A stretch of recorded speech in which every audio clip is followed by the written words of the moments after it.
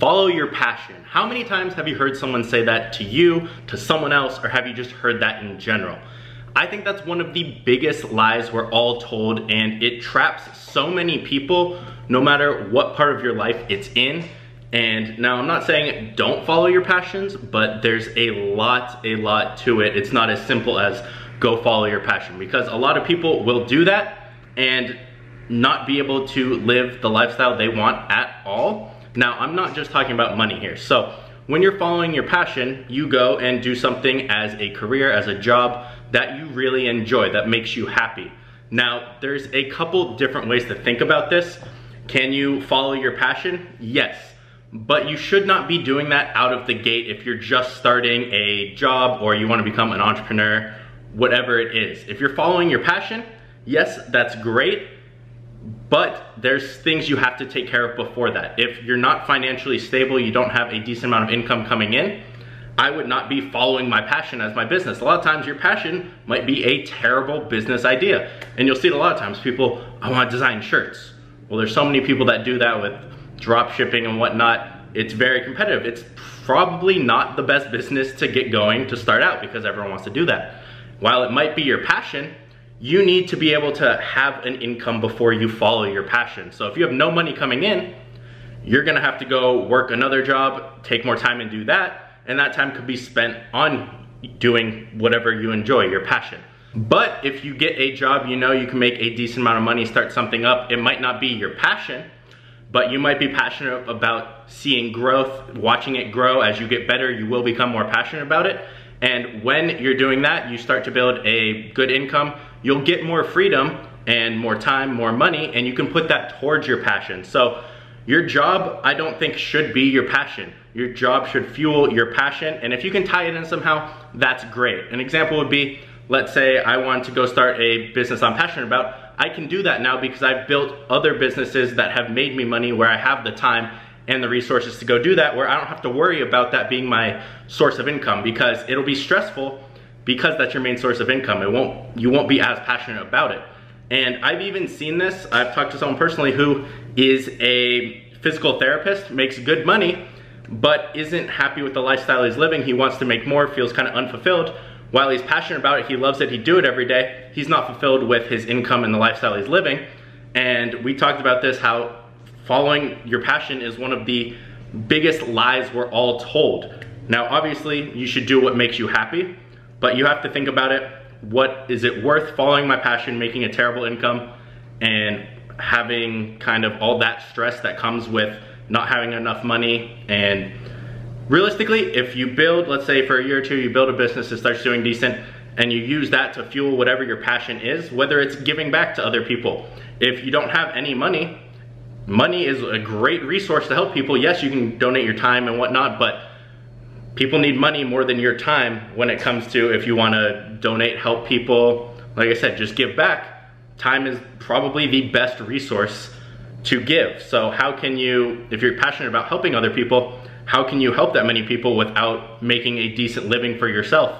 You'll have more to give back by doing that. So if you have to be selfish for a year or two and you don't really follow that passion of giving back, let's say I want to give back, and let's say I give $10,000 every year to a certain charity or organization. Well, if I put that back in my business for a year or two, what if my income went up 10 times from that? Well, now I can give even more. And yes, that could be an exponential thing, but that's something you have to think about. Is it gonna help you more to be selfish right off the bat there, or to give right away? So if you are selfish for a year or two, build up your income, feel stable, then you will have more to give, as well as more time to fuel your passions, whatever you're passionate about. Now, I do believe this isn't necessarily a lie, following your passion. You should have something you're passionate about. For me, there are certain things I'm passionate about, but they're hobbies. It's not really things I would make a job. For example, I enjoy playing video games, going to the gym. I know, yes, I couldn't make a decent living doing probably both of those. If I wanted to like stream on Twitch or be a personal trainer, I could maybe make like 10, 15,000 a month doing that. I'm passionate about those, but that's not kind of the lifestyle I want to live. I'm passionate about business as well, just in general, and seeing that growth. I'm not necessarily passionate specifically about Amazon or specifically about doing YouTube. It's the entire process and just seeing growth in myself. And I think a lot of people lack that when they're looking for what they're passionate about. They'll look for certain topics. I'm passionate about soccer. I'm passionate about writing. Whatever it is, they look at it like that. I like to look at it more general. I'm passionate about seeing growth. Now, I might not enjoy writing. I know I don't enjoy writing. I'm not very good at it.